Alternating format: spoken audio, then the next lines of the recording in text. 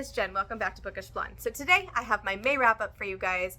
I actually read more books than I thought I was going to be able to get done this month because it just was such a busy month. But the bad news is I didn't read all of the ones I set out to, but then I read some good ones that I didn't even mention. So there's a little bit of mood reading this month for me, but let's get started. So the first read of May, I actually started at the end of April, but I finished it in May, and that was End of Story by A.J. Finn.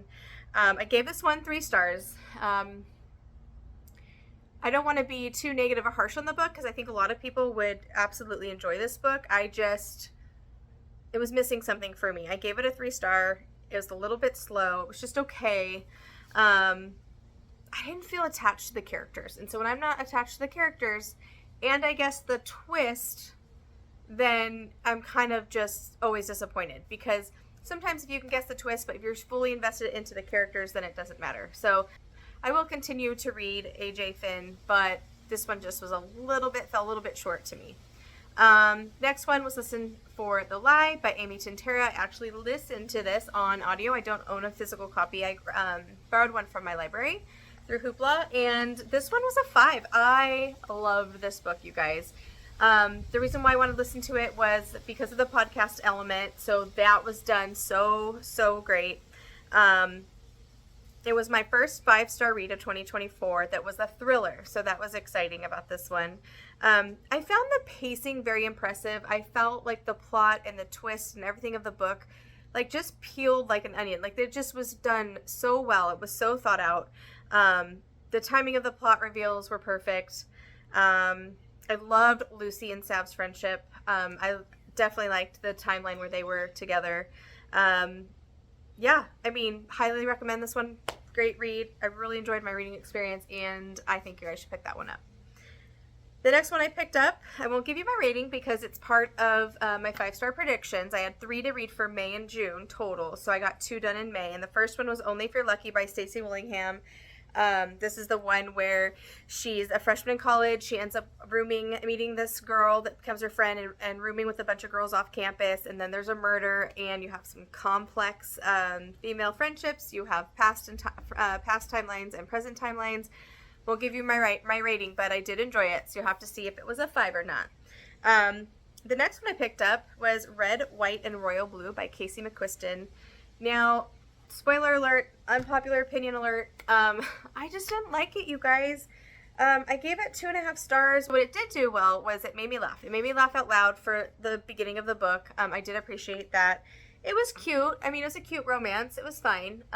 It just didn't do anything for me. I thought it was a little heavy on the politics. I thought it was a little bit predictable, a little too cutesy. I did love the characters of,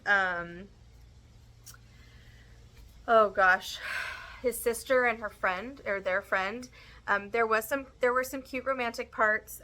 You did feel a little bit of the tension, of course, that between the main characters. But yeah, so I don't know. I think this one might just be a case of being overhyped for me, you guys. So it wasn't a bad book. It didn't do for me what it did for practically everyone else. So that was that. Okay, the next one I read was The Housemaid's Secret by Frida McFadden. 4.5 stars, you guys. This was so enjoyable. I like to call her books that I've read, they feel very like popcorn thrillery to me. Not a lot of substance, but you're grab on for the ride. Their twists and turns sometimes can be a little bit eye-rolly, if you will, for lack of a better term, but they're so enjoyable. I just binge them and I just eat them up like a soap opera or something. They're just easy to consume. And this one was no different. It was a little bit slower than The Housemaid, but just as good. Don't try to overanalyze this one. Like I said, just have fun with it. I love her crazy, twisty writing style. Frida McFadden has gotten me out of a reading slump a couple times before, so that's another suggestion. Maybe I'll do a video on that in the future about some authors that just my go-to when I'm in a reading slump. But you're going to get what you get with her. You're going to get some twisty, jaw-dropping, eye-rolling moments, and it's going to be a fast ride, and you're going to love it. So that was that one. The next one up is The Martian by Andy Weir, and this was my priority spin for May, and 5 stars, 10 stars if I could give it. This was such a good book. I actually read this one with my eyeballs and also listened to it at the same time, and because I've heard so many great things about the audiobook. Yeah, I'm obviously late to the game with this one, but it was so enjoyable. I found myself just rooting for Mark Watney so bad. I just wanted him to survive. So, like this way more than I thought I was. I thought maybe it was going to be overhyped. I was a little concerned because I don't normally read books about space. The thought of like actually me going to Mars actually freaks me out. So, but I really felt myself rooting for Mark. He was great.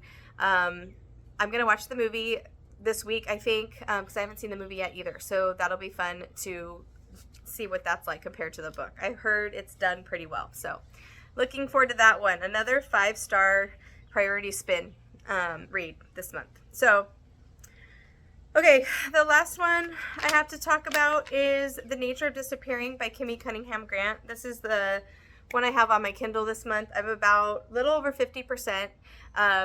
Again, with the month ending and trying to cram and finish my Kindle book, I just don't pick up my Kindle as much. This one has a little bit of a slow burn, but let's see, the characters are so enthralling. I'm really enjoying myself. Another book where you have a lot of survival themes. You're lost in the deep woods, or you're in the deep woods. Your survival instincts, those kinds of things. I want to know what fractured the characters' friendship, the female friendships. So I'm definitely intrigued. I'm definitely into it. It'll probably be finished by tonight or tomorrow, but for timing purposes with what we have going on this weekend, I had to film before I could actually finish it. So that is that. The books I did not read that I planned out to read. Technically 5 Broken Blades, but that's my last 5-star prediction, which I will read in June, so I'll be ready for that video. I did not read the last one by Will Dean, but still plan to real soon, hopefully. A Long Way Down by Jason Reynolds. You guys, if you saw my plans for June, you know I got this from my library, so I haven't read it yet because I decided I wanted to listen to it in verse when I found out that Jason Reynolds actually read the book. So that is actually my next audio I'll be starting here today or tomorrow. Evie Drake Starts Over by Linda Holmes. Still want to get to that one, maybe in June. And The Trail of Lost Hearts. So those are the ones I didn't get to. Everything We Didn't Say by Nicole Bart. So now I'm officially behind in my buzzword challenge. So I got to try to squeeze that in. I kind of knew that was going to happen in May. I just had a feeling when I was making my video of my TBR, I just had a feeling like this is going to be a hard one to stick to, because when I get really busy and overwhelmed, I just kind of mood read and grab whatever I feel like, and it's hard for me to like think long term of like what my goals were for this month. So kind of silly, but yeah, that's it. Thanks again for taking time out of your day to watch my video, and I hope this was okay. Like I said, I had a pretty strong reading month, already excited about June, and I will see you guys in my next one. Happy reading. Bye.